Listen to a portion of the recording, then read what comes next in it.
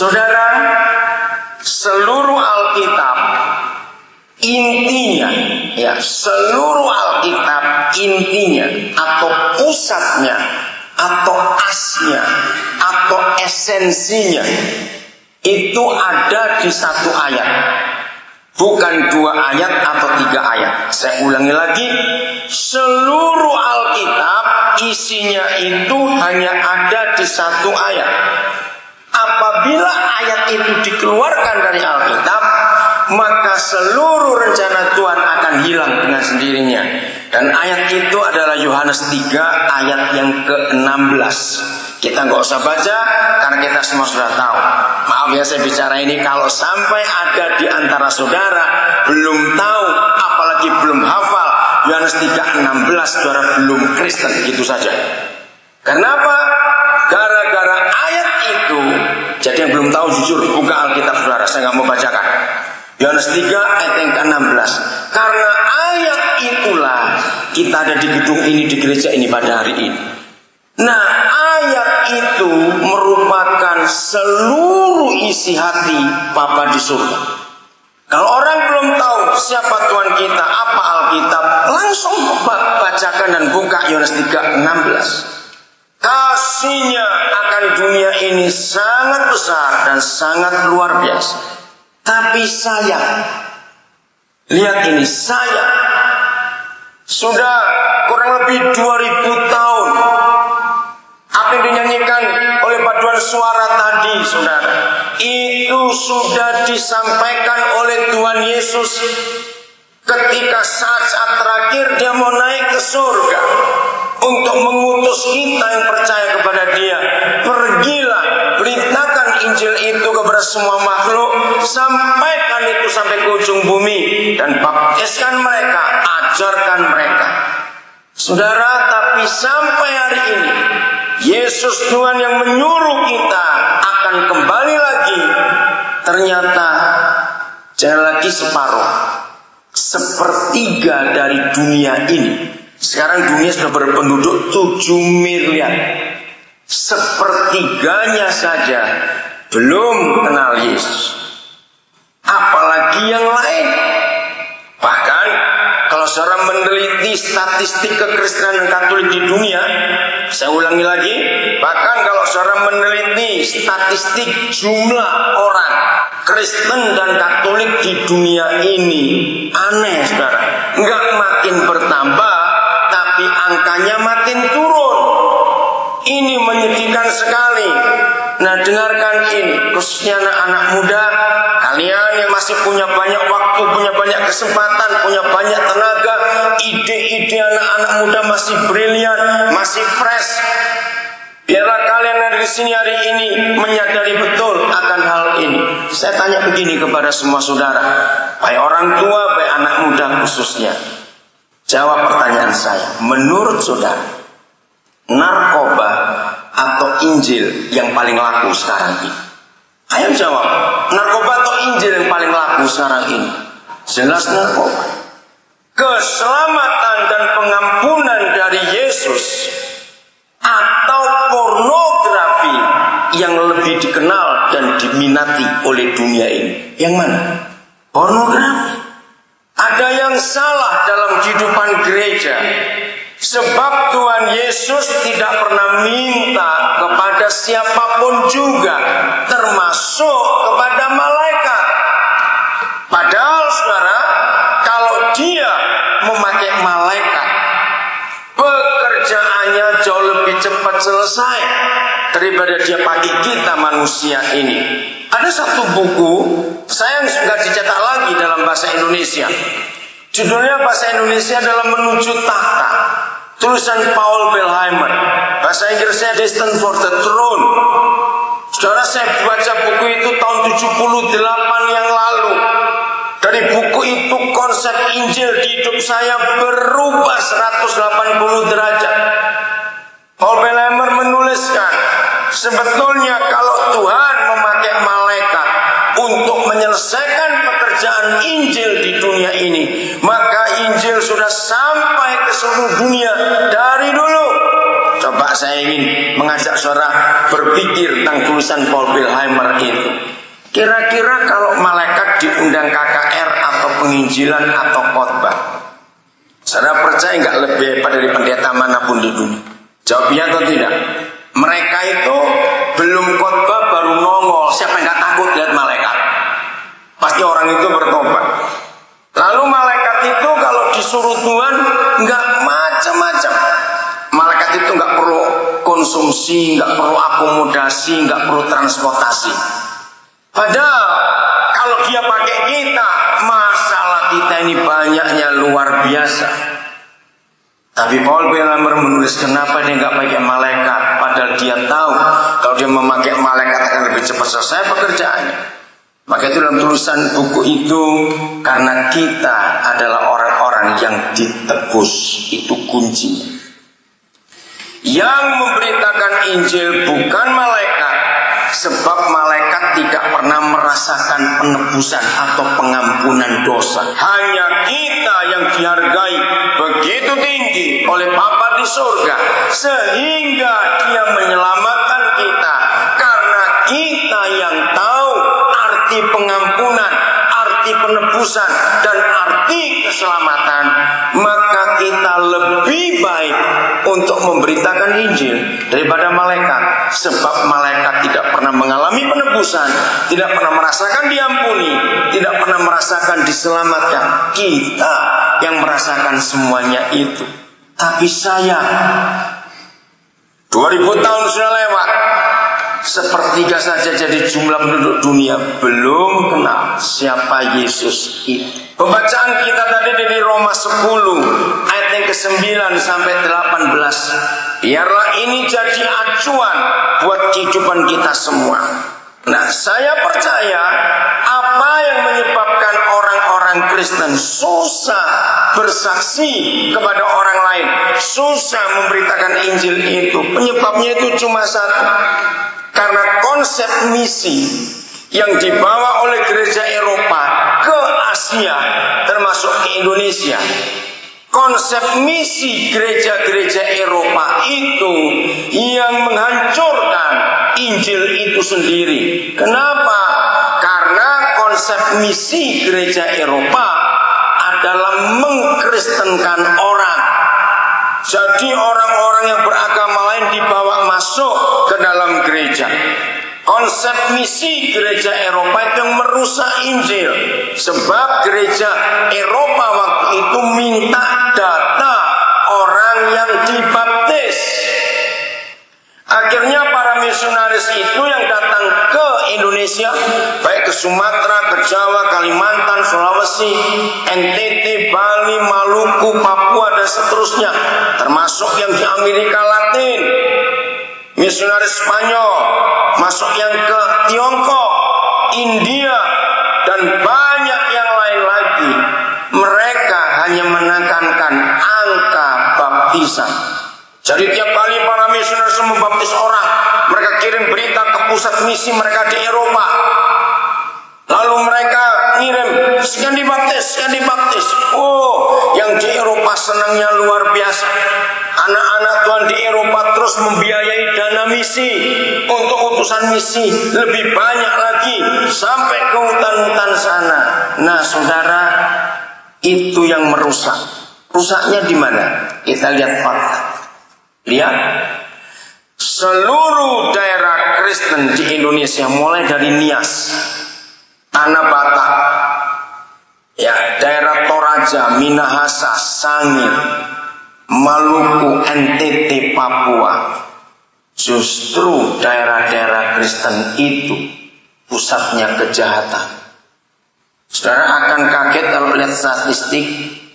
Angka perceraian tertinggi di Indonesia bukan di daerah Muslim, tapi di daerah Kristen. Angka penguburan bayi terbesar di Indonesia bukan di daerah Muslim, tapi di daerah Kristen. Perdukunan dan kuasa-kuasa gelap yang hebat di Indonesia bukan di daerah Muslim, tapi di daerah Kristen. Aneh, gedung-gedung gereja megah-megah. Kalau saudara ke daerah-daerah Kristen, melihat gedung gereja hebat sekali. Bahkan antar denominasi berlomba membuat gedung yang lebih besar daripada tetangganya. Tapi hidup Kristen tidak nampak, karena mereka hanya sampai dibaptis saja dan dipindahkan dari agama A ke agama Kristen. Itu merusak. Maka itu dari ayat 9 sampai 18 Roma 10 yang tadi kita baca, tidak ada satupun kata menjadikan Kristen, tidak ada satupun kata untuk merubah mereka. Hanya ada kata beritakan, beritakan, beritakan. Tidak memindahkan orang. Nah, konsep ini yang harus ada pada gereja sekarang ini. Oke, saya stop dulu. Saya beri kesaksian. Saudara, maaf kepada semua orang Kristen, apalagi para majelis. Saya selalu menganjurkan di semua gereja untuk menilai orang yang aktif dalam pelayanan. Ya, ini penilaian harus dipakai. Berapa orang dalam satu minggu yang saudara ajak berinteraksi tentang kasih Yesus? Itu harus jadi ukuran. Kalau ada pendeta sudah 3 tahun tidak pernah berinteraksi dengan orang yang belum percaya Yesus, copot kependetaannya. Kalau ada majelis sudah 3-4 kali periode menjabat majelis, tapi pembantunya di rumah yang sudah kerja 14 tahun tidak pernah tertarik untuk percaya Yesus, copot kemajelisannya. Serius saya berkata, itu ukuran yang benar. Ada banyak doktor teologi, pintar khotbah, tetapi begitu menginjil bingung. Nah, ada yang beralasan, ya tapi kan jabatan saya, panggilan saya bukan penginjil. Kalau kita baca Matius 28 yang dinyanyikan oleh paduan suara, saya tanya kepada saudara, perintah pergilah kamu ke seluruh dunia beritakan Injil itu perintah untuk orang-orang tertentu atau perintah untuk semua orang yang percaya? Ayo jawab, saya tanya ini. Yang belakang-belakang gimana? Ayo, itu perintah untuk orang-orang tertentu atau untuk semua orang percaya? Yang depan diam, saya mau tanya di bawah balkon. Saya tanya lagi di bawah balkon, awas nggak jawab. Itu perintah untuk orang-orang tertentu atau untuk semua orang percaya? Cuma sebagian yang jawab. Saudara, itu perintah untuk semua orang percaya. Jadi memberitakan Injil Yesus Kristus tidak perlu sekolah dulu, tidak perlu punya jabatan-jabatan tertentu dulu, tidak. Itu berlaku untuk semua orang yang percaya. Dan kita harus menyatakan itu. Kalau hari ini saya ditanya orang, atau saudara tanya saya, "Tapi itu Pak Daniel kapan interaksi?" Jawaban saya interaksi dengan seseorang. Dia bukan Kristen, dia sopir taksi. Tadi malam saya turun dari Singapura, dapat sopir namanya Ale. Saya ini kalau naik taksi langsung saya lihat di dashboardnya namanya siapa ini orang. Saya pasti akan ajak ngomong orang itu. Saudara, terus saya tanya dia, "Kamu jam berapa pulang?" "Kira-kira 12:30.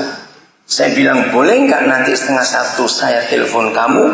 "Oh boleh Pak." Saudara, dia senang sekali. Dia bilang, "Penumpang saya itu banyak Pak, tapi kenapa Bapak kok beda?" Nah, ada pernyataan itu. Saudara, saya tanya tentang keluarganya, tentang anaknya, tentang orang tuanya. Nah, ketika saya masuk ke mobilnya, Roh Kudus beri saya impresi. Nah, itu cara Roh Kudus mengajar saya untuk menginjil. Impresi pertama, kesan pertama yang muncul di hati saya kalau saya lihat seseorang, maka kesan itu, impresi itu yang jadi pintu masuk untuk Injil. Coba saudara lihat cara Tuhan Yesus menginjil. Yohanes pasal 4 ada kisah yang unik. Ya, Yohanes 3 dan Yohanes 4 itu kisah yang luar biasa. Saya terangkan dulu Yohanes 4. Hari itu Yesus harus lewat Samaria. Ya nanti kita baca kalau sempat ada waktunya. Nah ketika dia sampai di kampung namanya Sikar, ada sumur panas. Ingat zaman itu belum ada mobil, apalagi warung es, nggak ada. Panas, maka sumur jadi tempat orang mampir untuk berteduh dan cari air. Tapi Yesus menyuruh 12 muridnya pergi ke kota cari makanan. Ternyata bukan makanannya yang Tuhan Yesus perlukan, tapi ada satu orang yang perlu Injil, itu orang Samaria. Ini strategi. Kalau murid-murid gak disuruh pergi, mereka pasti berdebat keras. Hei, kita orang Yahudi, kenapa kita ngomong dengan orang Samaria? Apalagi itu perempuan, apalagi profesinya pelacur. Wah, bisa ribut itu Petrusnya, bisa ribut nanti itu. Nah, Yesus suruh mereka pergi, datanglah perempuan itu. Saudara lihat, impresi pertama adalah perempuan ini bawa tempayan untuk nimba air. Maka Tuhan Yesus bicara tentang air untuk penginjilan itu. Masuk lagi. Nah, impresi saya kepada Ale sopir ini, dari raut wajahnya tiba-tiba saya bisa merasa dia itu punya dendam dan sakit hati yang dalam sekali. Mobil jalan, saya mulai buka pembicaraan. Saya kenalkan, saya ini pendeta. Saya selalu kenalkan dulu. Saya tidak ingin orang kesannya terlambat, karena itu penting. Jadi status kita itu penting. Saya bilang saya kenal Ale, saya ini pendeta, supaya dia tahu. Tapi saya tidak akan mempengaruhi imanmu atau agamamu. Tapi saya mau bicara. Kenapa dendammu yang sudah lama itu kamu gak pernah buang? Saudara, dia noleh ke belakang. Saya bilang, Ale lihat depan, jangan lihat belakang. Karena dia kaget. Dia bilang, Bapak kok bisa tahu? Ya Ale, saya bilang, saya gak pakai kata rohani. Orang sukacita, orang bahagia, orang punya duit, orang gak punya duit, itu kelihatan di wajahnya. Dia senyum. Saya bilang, gini Ale, saya bilang, orang yang lapar banget tapi duitnya banyak, apa bedanya dengan orang yang lapar banget gak punya duit? Dia senyum, saudara. Kamu bisa bedakan tidak? Saya tanya begitu. Ya tentu Pak. Nah itu dia. Waktu saya lihat kamu Ale, di raut wajahmu ada dendam. Dan saya tahu Le, dendammu kepada siapa? Ah, Bapak jangan nakut-nakutin saya. Dia bilang begitu. Enggak Le, enggak nakut-nakutin, itu benar. Kamu dendam pada bapakmu toh? Saudara, dia shock. Saya lihat dari kaca spion itu, mukanya berubah. Terus saya bilang, saya tahu dia ingin berhenti, saudara, karena dia pelankan mobil itu. Saya bilang, Ale, nanti sampai rumah saja, saya akan ngomong pada kamu sebentar. Diam sejenak, saya nggak mau bersuara, saya tunggu reaksi dia. Terus dia pukul setir mobilnya, tasnya. Betul Pak. Nah itu keluar kemana? Ampuni Bapakmu. Sambil saya ngomong, Ale, saat ini saya mewakili Bapakmu untuk saya minta maaf. Terus dia geleng-geleng kepala. Ale, saya nggak tahu jelas diapakan kamu oleh Bapakmu sejak kecil, tapi saya lihat kemarahan ada di wajahmu. Saya bilang, lampiaskan kemarahan. Kalau perlu pukul aku Ali, anggap aku bapakmu yang jahat itu. Terus saya lihat tangannya dua mencengkeram setir mobil. Bisa bayangkan orang marah suaranya. Terus saya tepuk pundaknya. Saya bilang, nah, saya panggil kata itu. Nah, aku mewakili bapak. Bapak minta maaf pada kamu. Dia diam. Wajahnya saya serius. Dari belakang saya lihat. Setelah saya tepuk 2 kali, saya bilang, nah, nggak ada gunanya sudah lewat. Terus satu kata yang lirih, yang pelan keluar. Bapak saya meninggal 8 tahun yang lalu, dan saya belum sempat minta maaf. Terus saya bilang, kamu nggak perlu minta maaf pada orang meninggal. Kamu pun nggak perlu ke kuburannya. Saya akan mewakili bapakmu. Justru bukan kamu yang minta maaf, nak. Bapak yang mengaku salah. Akhirnya kami mulai bicara sambil jalan itu. Sebelum turun, saya kasih uang lebih, saudara. Sebelum turun, dia ngomong begini. Kenapa saya baru ketemu Bapak malam ini? Kenapa enggak 9 tahun yang lalu? Aduh, waktu dengar kata itu hati saya ikut hancur. Saya bilang, Ale, gak ada yang terlambat. Oke, kamu kerja dulu. Nanti 1:30 kalau sudah masuk kebun, kamu miss call Bapak. Kalau saudara lihat handphone saya, ada begitu banyak kontak supir-supir taksi. Salah seorang majelis bertanya kepada saya berapa hari yang lalu, harus dijemput tidak? Bilang tidak. Saya tuh senang naik taksi. Saudara, sampai hari ini, maaf ya saya cuma cerita, mungkin saya adalah satu-satunya pendeta di Indonesia, maaf, yang sekelas saya. Nanti tanggal 26 ini, Agustus ini, saudara, saya akan mensyukuri 39 tahun saya jadi pengkhotbah. Hampir 40 tahun. Saudara bisa bayangkan. Sekian puluh negara bersama istri saya kami sudah pergi. Tapi saya tidak pernah pengen punya mobil sendiri. Enggak pernah. Saya selalu naik kendaraan umum. Kenapa? Saya ingin kenal mereka. Untuk saya bisa kenalkan Yesus kepada mereka. Kalau satu hari sore ikut saya pelayanan, ayo. Saya senang kalau pelayanan ada pengusaha ikut. Ya, di semua kota yang saya kunjungi, yang kami kunjungi, kalau masih ada becak, saya lebih senang naik becak.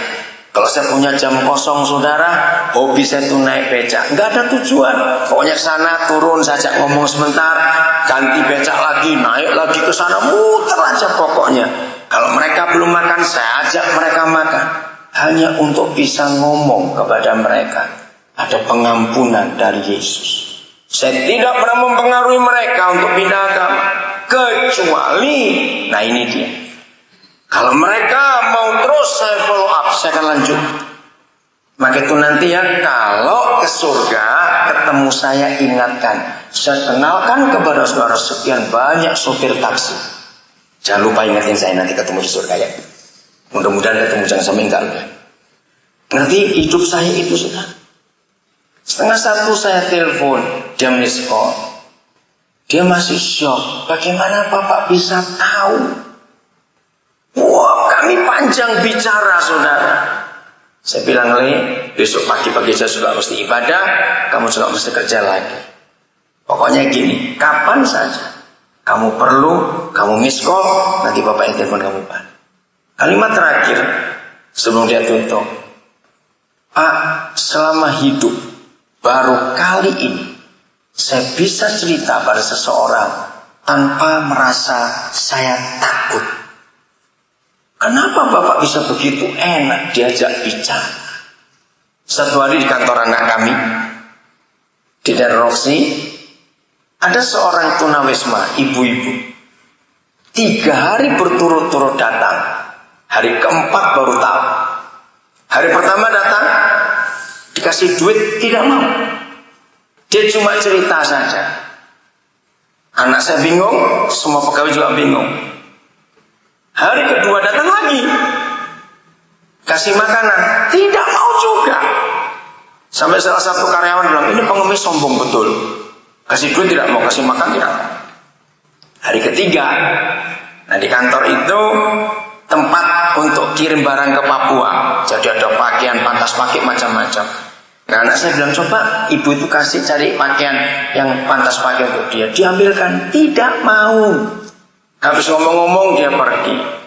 Nah hari keempat, anak saya yang turun sendiri langsung ngomong, Ibu sudah 4 hari ini Ibu kesini, Ibu dia kasih duit nggak mau, ajak makan nggak mau, kasih makan nggak mau. Saudara dengar, itu buat anak saya bertobat.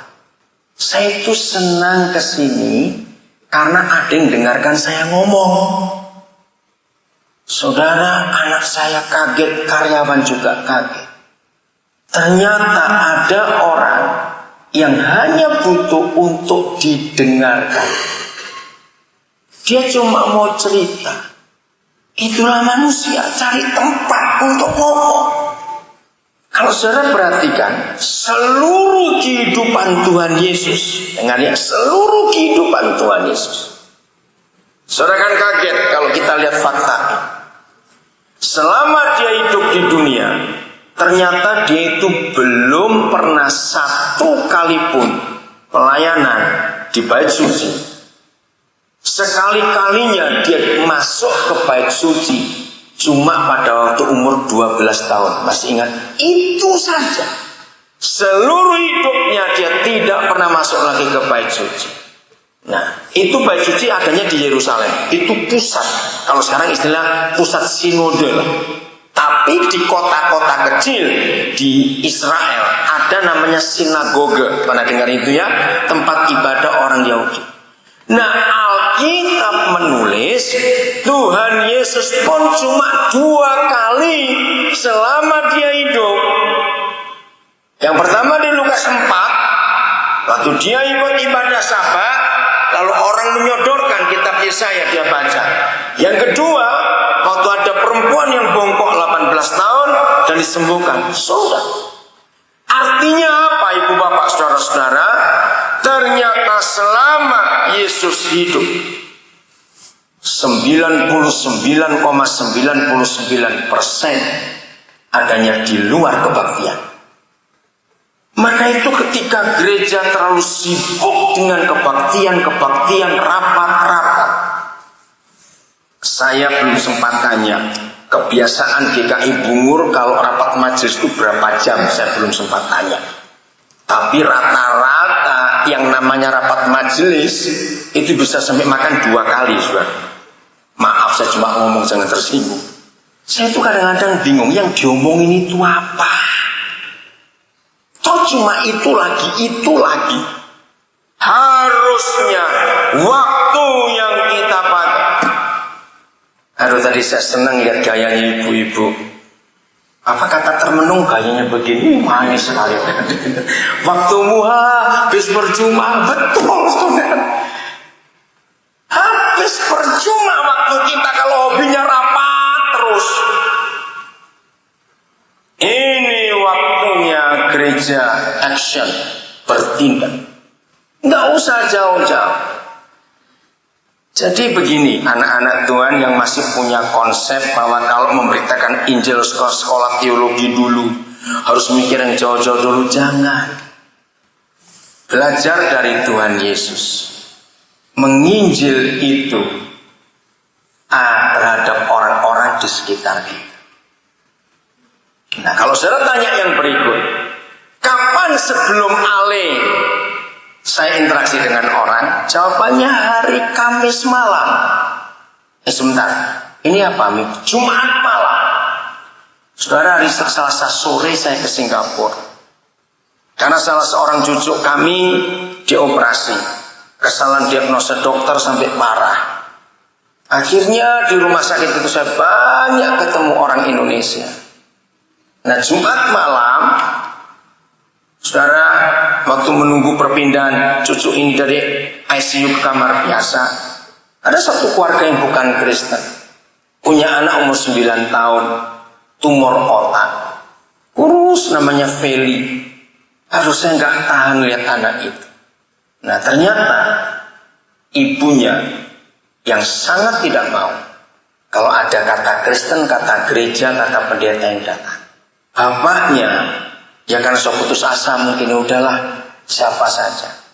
Terus saya bilang, ibu maafkan saya. Kalau ibu sempat dikecewakan oleh pendeta atau oleh orang Kristen. Ya betul Pak, betul. Ada orang Kristen nipu saya. Aduh, sudahlah kalau begitu. Saya minta maaf.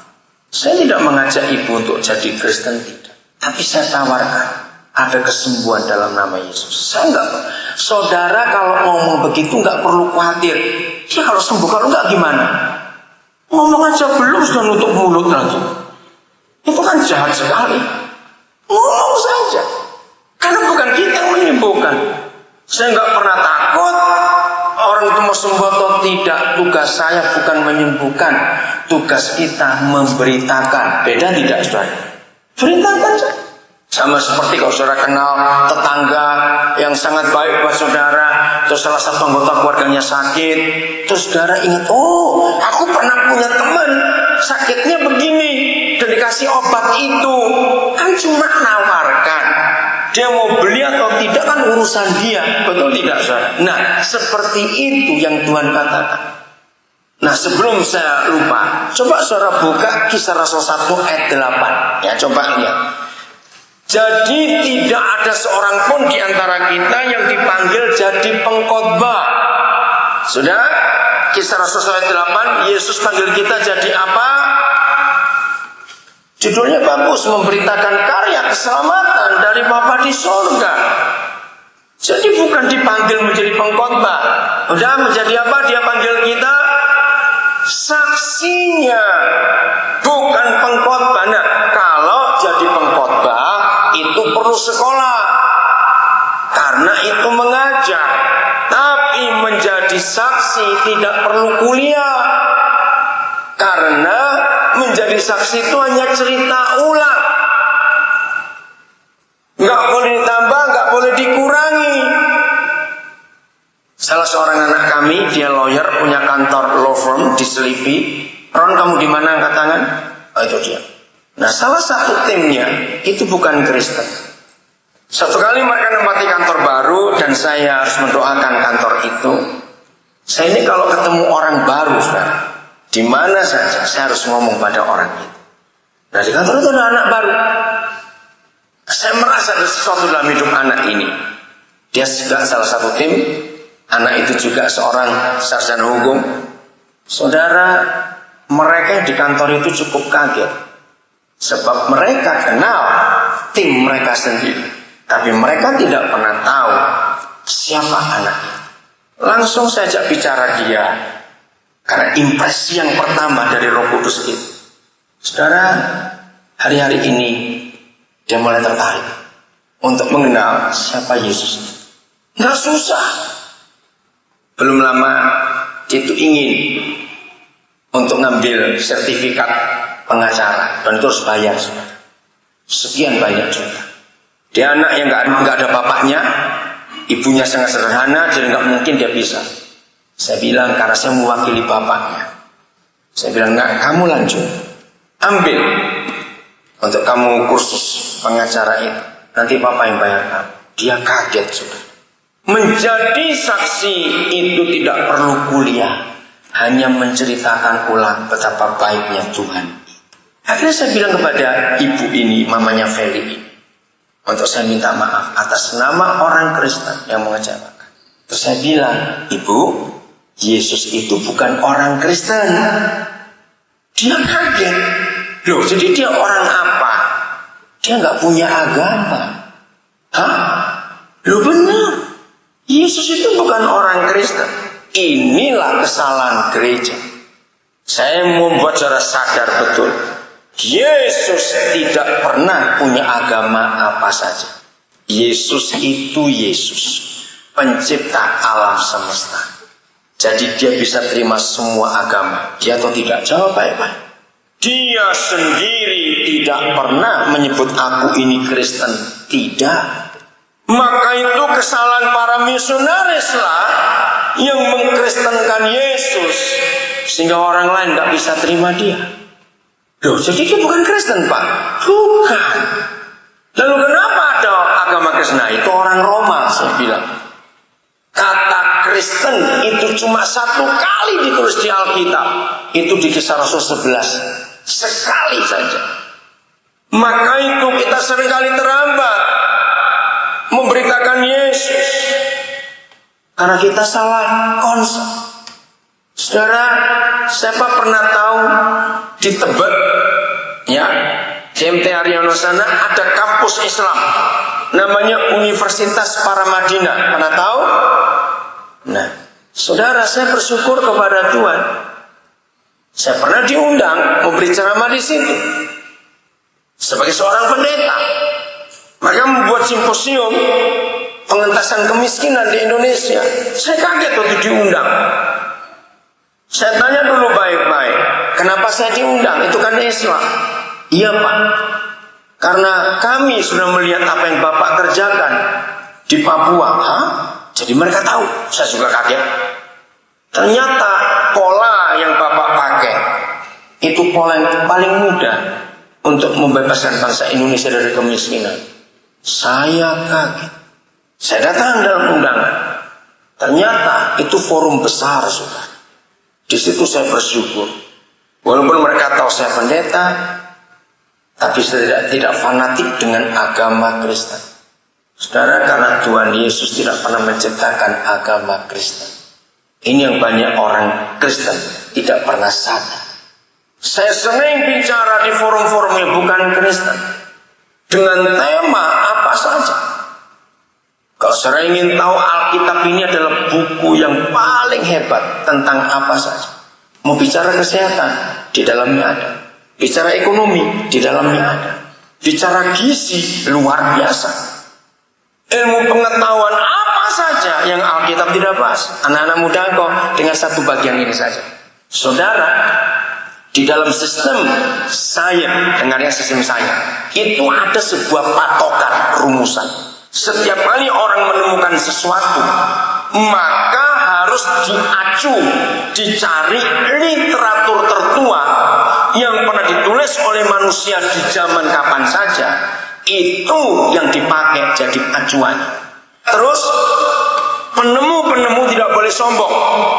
Seandainya suatu saat ditemukan ada tulisan lebih tua daripada yang pernah ditemukan, maka penemuan ini dianggap gugur. Nah, salah satu bukti sampai hari ini di antara semua penemuan literatur tertuanya itu adalah Alkitab. Dan apa yang ditulis di Alkitab itu belum pernah digugurkan oleh tulisan yang lebih tua daripada itu. Ini dahsyatnya Alkitab, saudara. Nah, salah satu contoh, dunia itu bulat. Dalam sejarah, siapa ingat? Siapa penemu orang pertama yang menemukan dunia itu bulat? Ada 3 orang, bukan ya, adik-adik yang sekolah? Nah, saudara, itu pada abad-abad yang lalu. Abad yang ke-15, abad yang ke-16, terus berlanjut.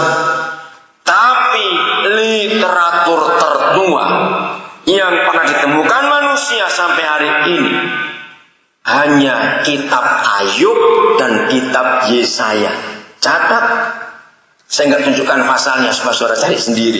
Enak aja kalau semua dari mimbar kasih tahu. Ini nggak pinter-pinter saudara malah. Kitab Ayub dan kitab Yesaya itulah literatur tertua yang menuliskan dunia ini bulat. Bayangkan, itu Alkitab. Saya beritahu lagi begini kepada saudara. Saudara pernah dengar kata sanitasi? Apa artinya kata itu? Bahasa asing, sanitasi.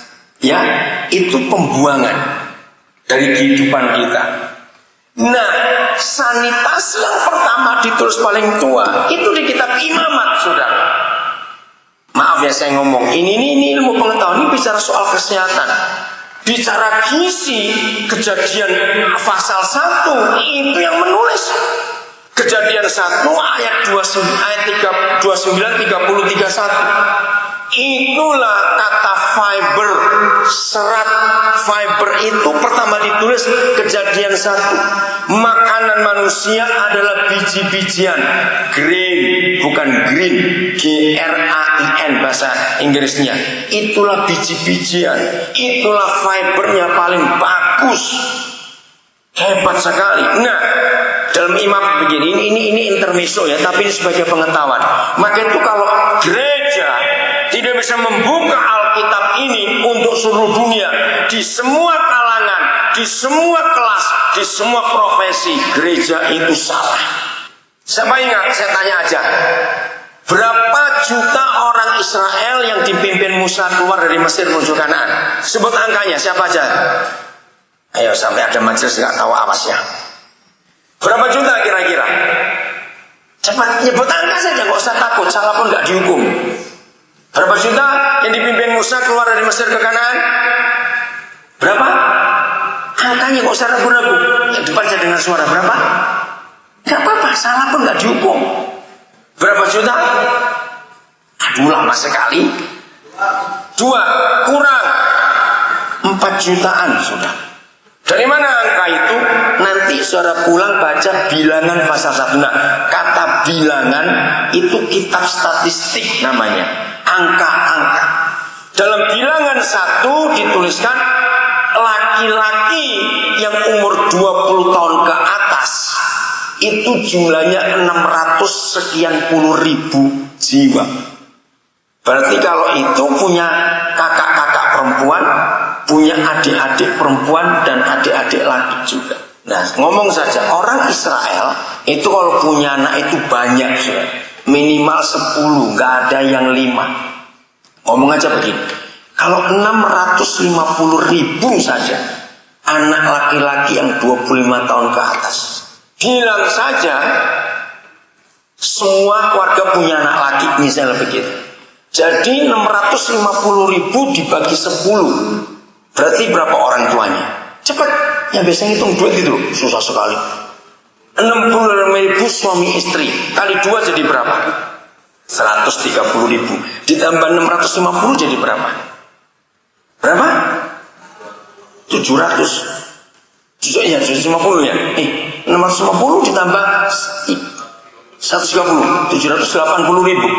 Nah, belum kakek neneknya. Betul tidak? Belum yang lain-lain. Jadi 4 jutaan.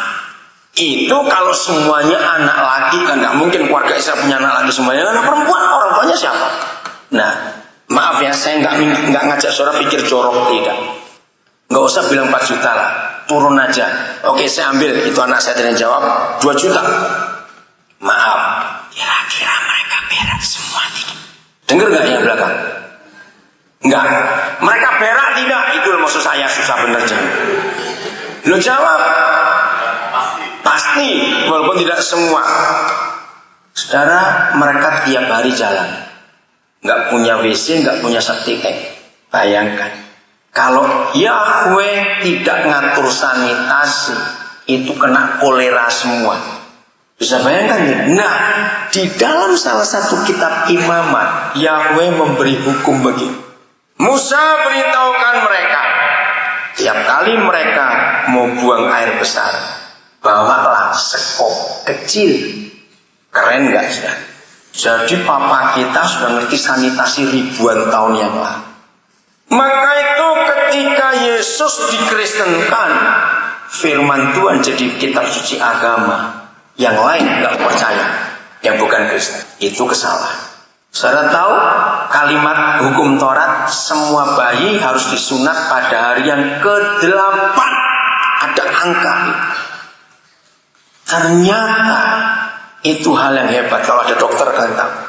Begitu bayi itu lahir sampai umur 7 hari, maka darah mereka belum ada vitamin K. Tubuh mereka belum memproduksi zat yang membekukan darah. Bayangkan kalau papa nggak memberi hukum 8 hari, lalu bayi disunat umur 6 hari, mati bayi itu karena pendarahan, darahnya nggak bisa beku. Jadi Alkitab ini nggak cuma kitab suci agama, ini kitab suci kehidupan. Semua orang berhak untuk terimanya. Saya bersyukur sebagai pendeta, saya sudah dibawa Tuhan untuk bicara di banyak kalangan yang bukan gereja dan bukan Kristen. Dan tiap kali saya mengajar dengan tema apa saja, mereka selalu tanya, Pak, pustakanya apa? Baca buku apa? Kenapa selama Bapak mengajar, Bapak nggak nyebutkan buku ini, buku itu? Sebab saya nggak pernah ngajar dari buku lain. Selama saya jadi pembicara, baik di gereja, di seminar apa saja, saya selalu pakai Alkitab ini. Maka itu maaf ya, jangan tersinggung. Saya tidak akan pernah respek dan hormat kepada pendeta atau doktor teologi sekalipun kalau khotbahnya cuma nyebut buku ini, buku itu. 30 menit khotbah dan nyebut 30 buku karangan manusia. Saya nggak pernah respek.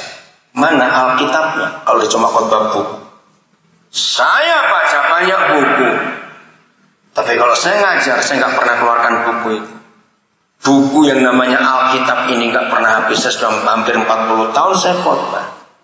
Ayatnya sama semua, tapi selalu hal baru yang muncul.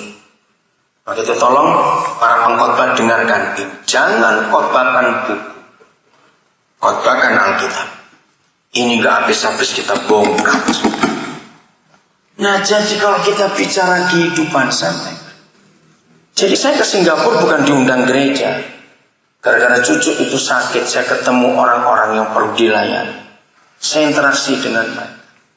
Nah, yang saya kagum pada Feli, waktu saya ngajar, saudara, ternyata dia minta Alkitab.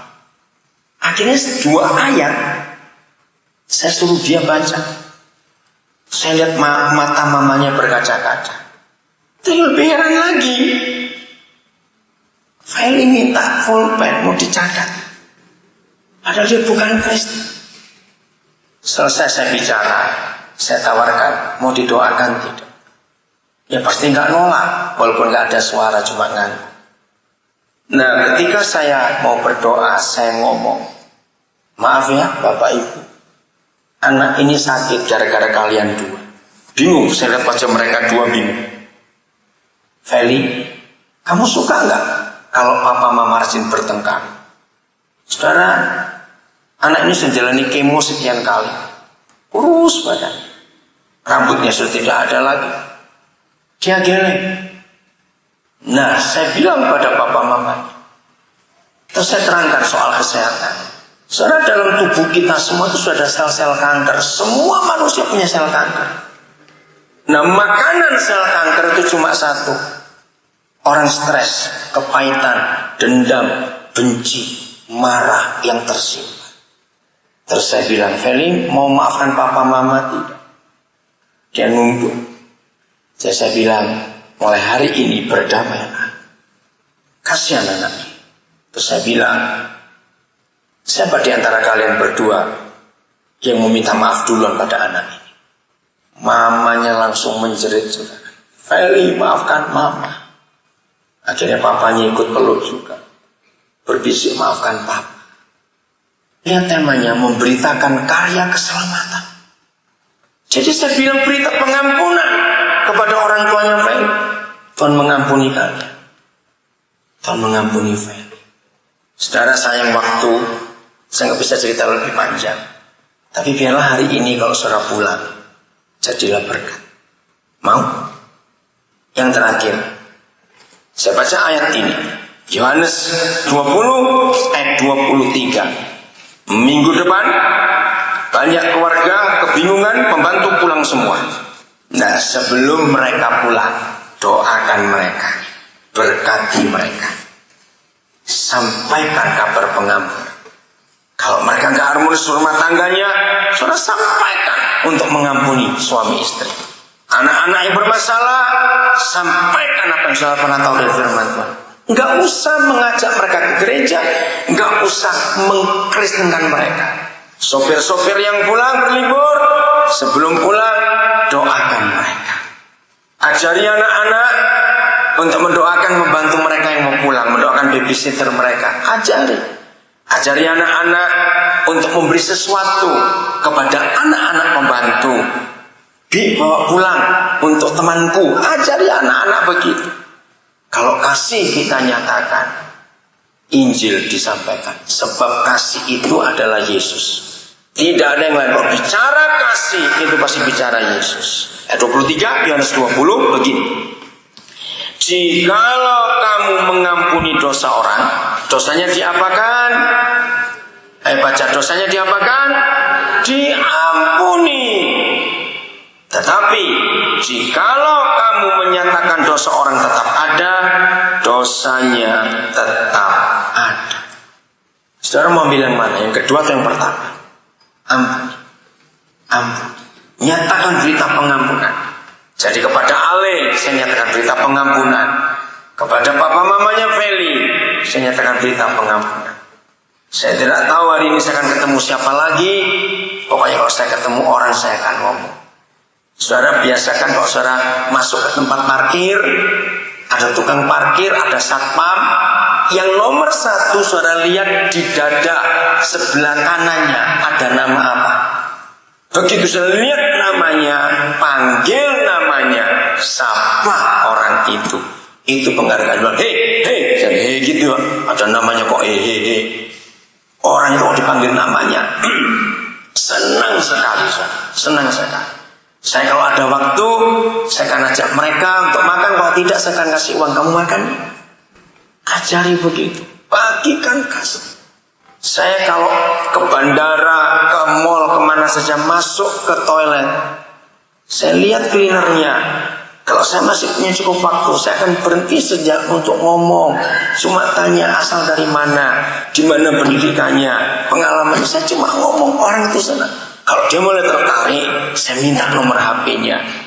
Saudara, saya suka sekali memberi orang. Waktu itu ya, HP belum semurah sekarang. Saya selalu memberi orang HP. Kalau saya ngomong, gak punya HP, saya kasih HP itu. Dan itu sungguh menyenangkan, orang itu diberkati luar biasa. Dan hari ini semua kita diberkati Tuhan. Ada salah seorang anak kami di sini, dia suka memberi support saya HP, berikan HP, dia tahu karena saya suka nginjil itu. Saya akan akhiri dengan pertanyaan ini. Kalau gitu nginjil itu susah atau gampang? Saya nggak butuh jawaban susah-susah gampang, awas. Saya tanya lagi, kalau gitu bersaksi itu susah atau gampang? Loh, saya tanya kok dia, so ngerti gak saya ngomong ini? Susah atau sulit? Loh, gue mau jawab, salah itu jawabannya. Susah atau gampang? Gampang. Untuk orang pelit yang susah. Jadilah kabar Injil. Saya minta sekali saja ibu-ibu nyanyi lagi tadi sebelum kita masuk doa syafaat. Setuju nggak? Gayanya manis sekali. Silakan. Tuhan memberkati saudara semua. Saudara, seluruh Alkitab intinya, ya, seluruh Alkitab intinya atau pusatnya atau asnya atau esensinya itu ada di satu ayat, bukan 2 ayat atau 3 ayat. Saya ulangi lagi, seluruh Alkitab isinya itu hanya ada di satu ayat.